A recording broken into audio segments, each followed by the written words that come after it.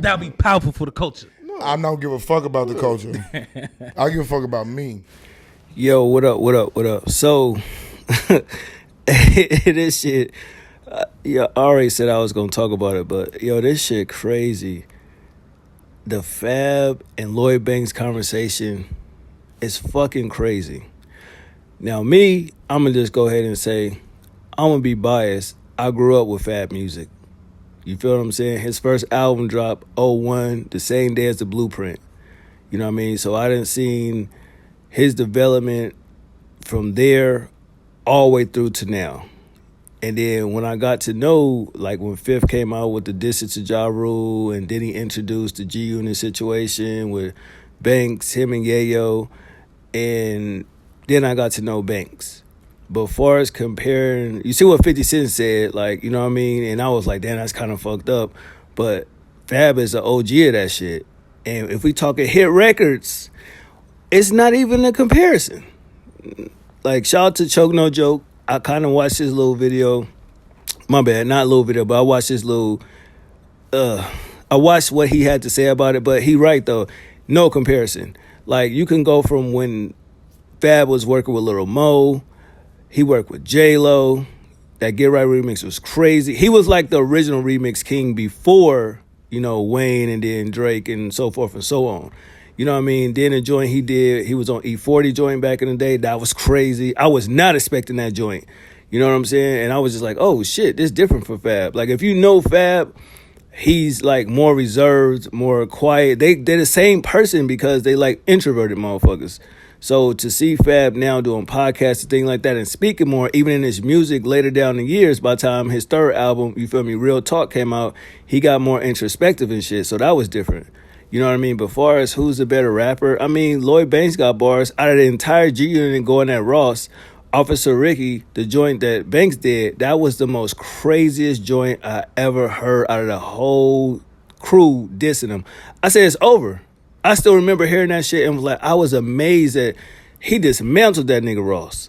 And I was just like, well, damn. You know what I'm saying? But Banks got hit records, though. I fuck with his first album. To me, that first album is a classic. I don't care what nobody say. You know what I mean? But then you also look at the second joint, the Rotten Apple shit. Originally, if you remember when they was beefing with Joe Budden, having a rapper leave his whole career in some bitch car, it's no name, but like it's no Sublime. Or however he said it, but you know who you are. I ain't it for a goes too far. Your buzz still fuck, you a liar, money. I'm still spending tons of that fire money. Glock for higher money. Don't try to harm me. Call BMI, maybe ask cat for, like, you know what I'm saying? So it's like, yo, I remember that shit. And when a Rotten Apple came out, I was like, this ain't it. I did fuck with the song Cake, though. Not the Rihanna version, not the Chris Brown version, but when he had that joint with 50 Cent back in the day, Cake, that shit was fire. You know what I mean? But he did bounce back with Hunger for More 2, Beamer, Benz, or Bentley. The joint he had with, I think he had Ryan Leslie on the joint. You feel me?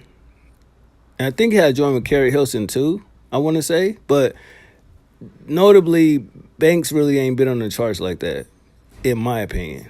You know what I mean? As far as albums go, I would say I enjoy Fab catalog as far as albums more than Banks. Now, when it comes to mixtapes, I do believe Fab got 2 or 3 trilogies. I know it's a Soul Tape, Summertime Shootout, and There's No Competition 3. Who the fuck didn't mention that shit? It was somebody that was talking about the mixtape. Wayno, shout out to Wayno. He forgot to mention There's No Competition. Fab got 3 trilogies. You see what I'm saying? And it's like, I remember when There's No Competition 1 came out, and I was just like, all right, it's different. It's cool. Like, it's not bad. He got bars. There's No Competition 2, he killed all them fucking beats. I was like, wait, and this is the Wayne era when Wayne is smoking shit. And so I was just like, well, damn, I didn't think I would like it because the first one I thought it was cool as whatever, but that There's No Competition 2, nigga, that shit was crazy. You know what I mean? And I think that's the one that actually got paid in stores. They make it to an EP or something. I think it's 2 or 3. I do believe it's 2 because I think Lights Off is on part 2. But yeah, that nigga Fab with the mixtape. So, I mean, comparing it, I'm going to always fuck with Fab, but I do fuck with Banks. Like, he is the most lyrical nigga out of G-Unit. That's facts. But that interview that Breakfast Club did with Yayo and Uncle Murder, that shit was crazy. That nigga, for one, we know Banks don't even fuck with 50 or G-Unit like that. We understand that. 50 done diss this nigga, diss G-Unit niggas all on the radio. Niggas sitting right beside him. Like, basically called Banks lazy and shit. So that's why I was like, listening to Yayo, I was just like, bruh, what is this nigga saying right now? You all was on the goddamn same radio station. And he basically said that whole run when they came back with the little G-Unit thing they did after TOS, they did like, what, volume 1, 2, maybe 3 of them shits where it's just like little EPs where Kid was there and shit. He was shitting on these niggas while they sitting right there. You feel what I'm saying? And it's just like he basically called Banks lazy as fuck. All them niggas lazy. So for this nigga to be like, yo, but he on tour right now. Okay. The fuck does that mean? And Banks have recently, I think he finished his trilogy that he was doing with, I think, Drama, because he started with Drama. And I think he finally finished it. I can't tell you the last time I even listened to a Banks album. You see what I'm saying? But with Fab, I'm still mad we ain't got Soul Tape 4. I think Fab's last official album was a Young OG project. It was cool, but I still feel like it was lackluster. You know what I mean? And at the end of the day, I could play more Fab songs than I can Banks songs. And Yayo kept, I mean, not Yayo, but Yayo kept trying to say the G-Unit shit. Nigga, we not talking about the crew shit. We talking about solo shit. You know what I mean? Banks does have a multitude of mixtapes, but all of them certified classic mixtapes though. He is the PLK. I will give that nigga that nigga is the punchline. I won't say he the punchline king because I feel like Wayne got punchlines that's crazy. Back in the day, Cassidy had some. Fab say the most crazy shit to this day. You know what I mean? If you go on Fab channel in the last few years, you see him still dropping little freestyles and little songs and videos and shit to it. Not an official album out or mixtape, but still was being like relevant with just dropping shit. And, you know, some of them joints did some numbers. You know what I mean? I think most of them did hit over 1 million and shit like that. But Banks went quiet for a few years. So it's like, what are we talking about? You know what I mean? I feel like Fab presence has always been there more than Banks has. And they both introverted motherfuckers. Not gonna hold you. But at the end of the day, I'm a Fab fan. I'm always fuck with Fab. You know what I mean? Even on the podcast, I'm liking that he's sticking up more for himself and speaking out more. The last episode was hilarious. Where they was talking about the hater shit. And he was like, nigga, I don't want to talk about this shit because motherfuckers ain't even talking about, they ain't even fucking keeping it real. And they ain't talking about, like, you know what I mean? They ain't never hated on nobody. I thought that shit was dope as hell. But I didn't fucking like that, that don't matter. But, you know, it's just, Fab is dope. Banks is dope. But if I had to pick one, it's Fab all day. It's no competition. No pun intended. But I'm just saying, it's like, that shit was crazy. Like, why is that even a fucking argument? You know what I mean? Like, he has more gold and platinum records, I feel like, than Banks. This is all Googleable shit. You can Google this shit. But he definitely got more hits on the charts. Like, I mean, shit, from all his albums. You know what I'm saying? The label went to him and put an EP out because the mixtape was going so crazy. Like, the nigga was just the remix king. From the shit him and Dream was doing. Remember that shit? You know what I mean? He worked with Neo, J-Lo. He done work with Cassidy. That 6-minute shit with him, Cass, and Wayne, crazy. Like, it's just so many joints where it's just like, bruh, what are we talking about? The Soap Taste series alone should have made Yayo shut the fuck up because it's like, nigga, are you fucking crazy? That was when I was just like, nigga, why Fab wasn't rapping like this when he first came in the game? Because I don't know what the fuck happened. I was just like, wait, where did this nigga come from rapping like this? I see why Hov brought the nigga to Def Jam. It's like, okay, you definitely represent Brooklyn the right way. And it's just like, it was nobody fucking with that shit. Like, bro, this nigga was giving us shit Thanksgivings and Christmases. Like, we was eating, nigga. You know what I mean? And to this day, niggas still get mad at Fab because when it comes around the holiday season, we always could look forward to a mixtape from Fab. That's just what it is. It's like was a holiday tradition, and he fell back from that shit. And I still don't get why he just don't, you know what I mean, keep giving us work. I'll give it to Banks in the last few years. He has put out more projects than Fab. We can admit that shit. Have I heard any of them? No, I heard good things about him, you know, but I ain't really heard nothing to where motherfuckers is reacting to it or it's hitting the timeline or the algorithm or none of that shit. All you keep hearing is like, oh, Banks dropped, it was solid, he flowing, yada, yada, yada, that's it. But when it comes to Fab, I mean, just that freestyle alone that he did on the podcast got more fucking traction than I feel like the last Bank project. And it came out last year sometime. You know what I mean? So it's just like when you talk about who better, one freestyle, like a minute and some change, got more traction, more attention, more reactions, more engagement than when Banks put out his project. So it's like when you want to say, oh, he on tour or, you know, I'm fucking with Banks, I choose Banks. How? Like, and your boss still won't even come out and play. He won't get in the booth. Telling niggas to make a hit and all that. What are we talking about? He don't want smoke with Fab. Let's just keep it real. This nigga can't. We gonna leave that alone. He barely was keeping up with Game, and that's just Ross washed him. Let's keep it real on that shit. If we gonna talk G on the shit, Banks got Ross, but Ross washed 50. Wasn't nothing he could do with that nigga. You feel me? If you listen to Deeper Than Rap, killing that nigga. Word. Like all that cop shit, that CO shit, and you fat and you broke and baby mama, that didn't matter. Ross was still winning. So Fifth lost that battle. You dig what I'm saying? But yeah, I'm rolling with Banks. My fault. I'm fucking with Banks, but I'm rolling with Fab. You know what I'm saying? But I could make a fucking playlist and it's gonna have more Fab songs than it will have Banks songs. You know what I'm saying? If we go album to album, that's a clear win for Fab. Like, let's be real. From Ghetto Fabolous to Street Dreams. Hunger for More, Rotten Apple.